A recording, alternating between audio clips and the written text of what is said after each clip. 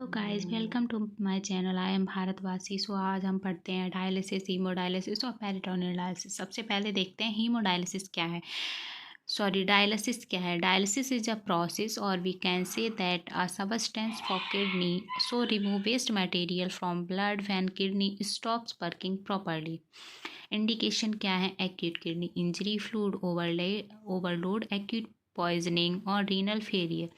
Objective क्या है। To remove waste product from blood like urea, creatinine, uric acid etc. To remove excess fluid from body. Method क्या है। Haemodialysis और peritoneal dialysis. तो हम देखते हैं हीमोडायलिसिस क्या है। Hemodialysis is a method that is used to achieve extracorporeal removal of metabolic waste such as urea, creatinine, and free water from the bloodstream when the kidney are in a state of renal failure. It should be done 3 times a week. इसे हम एक week में 3 बार करते हैं। 1 dialysis take 4 to 6 hours। एक dialysis के लिए हम 4 से 6 घंटे की प्रोसेस करते हैं। It's normally done in health care centres. Procedure क्या है। First of all a surgeon make a vascular access in the patient body by connecting artery and vein by surgery which perform usually 3-4 weeks prior to dialysis. इसमें क्या करते हैं। सबसे पहले हम एक सर्जन से फिस्टुला बनवाते हैं जिसको हम वेस्कुलर एक्सिस बोलते हैं। इसमें क्या होता है, इस तरह की प्रोसेस होती है। देखिए दिखा रही हूँ मैं। इस टाइप का होता है जिसको हम आर्टरी और वेन को ऐसे कट करके फिट कर देते हैं।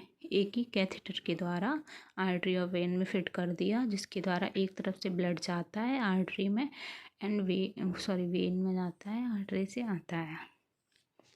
ओके, उसके बाद देखते हैं। For dialysis two needle insert into skin first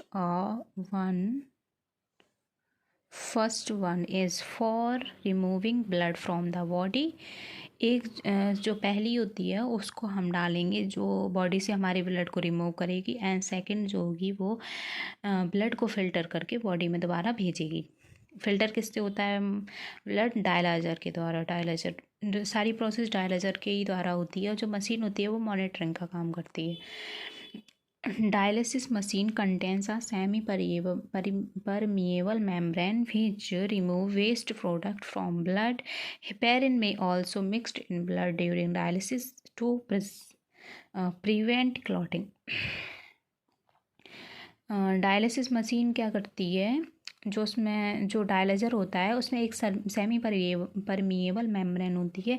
इसके द्वारा ही जो हमारी ब्लड में वेस्ट प्रोडक्ट होते हैं उनको वो रिमूव करती है, और इसके द्वारा हम जब भी पेशेंट कनेक्ट करते हैं तो उसमें हम पेशेंट को हेपेरिन देते हैं ताकि ब्लड क्लॉट ना हो। और किसी पेशेंट को इंटरनल ब्लीडिंग होती है तो हम उसके हेपेरिन नहीं देंगे, क्योंकि अगर हम उसे हेपेरिन देंगे तो उसका ब्लड रोकना मुश्किल हो जाएगा और उसे ब्लीडिंग होने लगेगी बहुत ज़्यादा।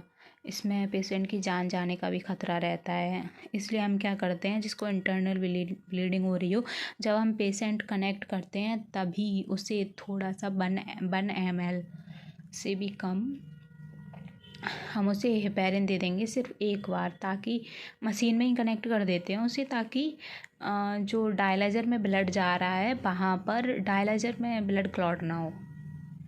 ओके, तो नेक्स्ट देखते हैं। इसमें कॉम्प्लिकेशन क्या होते हैं। Clotting, blood leak, power failure, hemolysis, air embolism और exsanguination, dialysis reaction and blood loss due to needles. उसके बाद पेशेंट रिलेटेड कॉम्प्लिकेशन क्या होती हैं, पेशेंट को हाइपोटेंशन हो सकती है, मसल्स क्रैम्प्स हो सकते हैं, नोजिया वॉमिटिंग हो सकती है, हेडेक हो सकती है, chest pain, itching, fever, chills, pyrogen reaction, hypertension and disequilibrium syndrome भी हो सकता है। अब देखते हैं पेरिटोनियम डायलिसिस क्या है। Peritoneum dialysis it is a way to remove waste product from the blood when the kidney no longer do to their job adequately.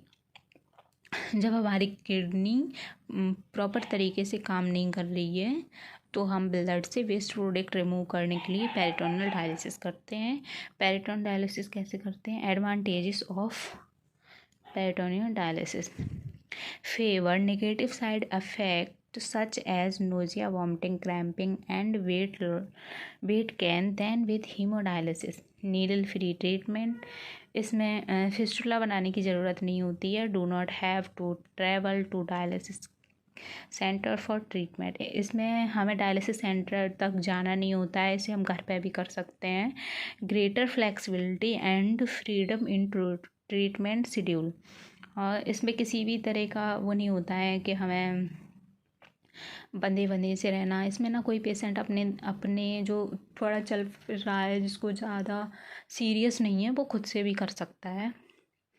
Aloe for travel: इसमें हम ट्रैवल पेशेंट को ज़्यादा ट्रैवल करने का भी मतलब बोल सकते हैं। Can do dialysis while sleeping: और आप सो रहे हैं तब भी इस प्रोसेस को कर सकते हैं। इसमें क्या होता है, पेशेंट को पेट में कैसे बताऊँ, पेट में मतलब एक कैथेटर डाला जाता है जिसके द्वारा वो सारी, और एक साइड से एक सेकेंड मैं दिखाती हूँ आपको कैसे होती है। पेरिटोनियल डायलिसिस ऐसे होती है, देखिए एक कैथेटर डाला, जिसे हमने मतलब पेरिटोनियल लेयर होती है पेरिटोनियल, उसके अंदर हम कैथेटर डालते हैं और बस एक से एक और दो पाउच होते हैं, उसमें एक से जो डायलिसिस सॉल्यूशन होता है वो पेट में भर देते हैं और दूसरी साइड से वो 3-4 घंटे के लिए कुछ भरा रहता है सॉल्यूशन। उसके बाद में एक साइड से ड्रेनेज बैग होता है, उसमें वो निकाल दिया जाता है। आगे देखते हैं डिसएडवांटेजेस ऑफ पेरिटोनियल डायलिसिस के क्या होंगे। Requires a permanent catheter outside the body, runs the risk of infection peritonitis. इसमें इन्फेक्शन होने का रिस्क बहुत ज़्यादा होता है।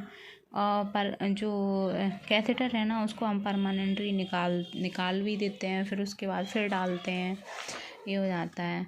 उसके बाद क्या करेंगे, make and weight have a larger waist line, और जहाँ पर हमारा कैथेटर पड़ा हुआ है और जो बेली एरिया है उसमें ना वेट ज़्यादा बढ़ने लगता है।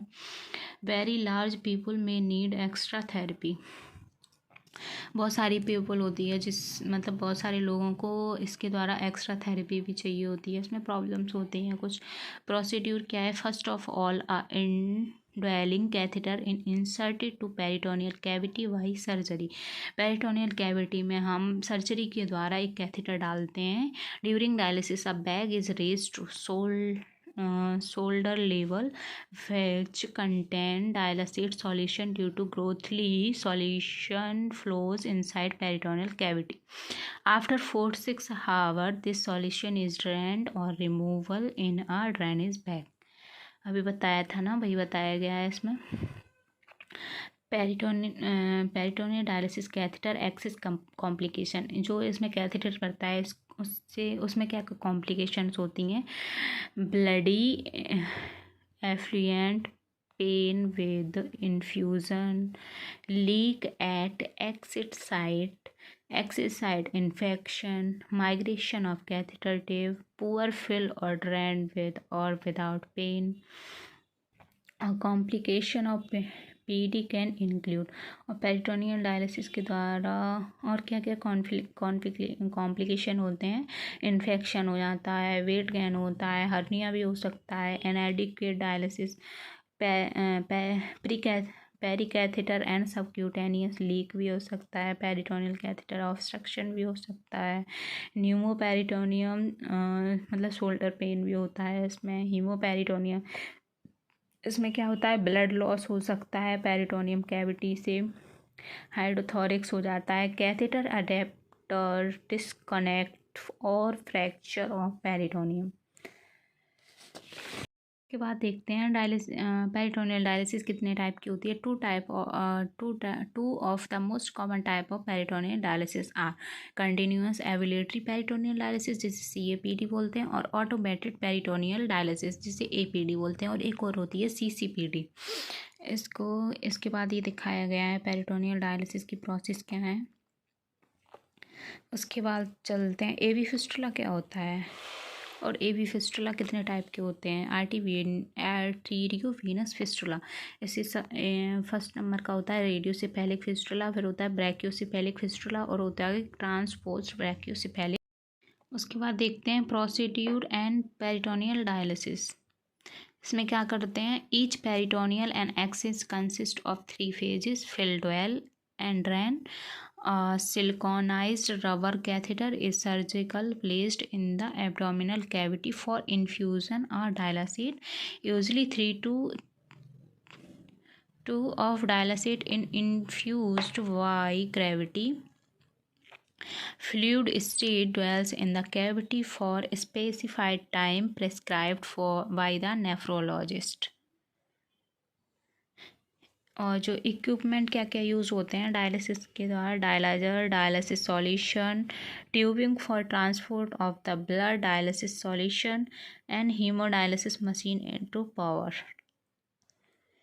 ये हीमोडायलिसिस का है, ये पेरिटोनियल डायलिसिस।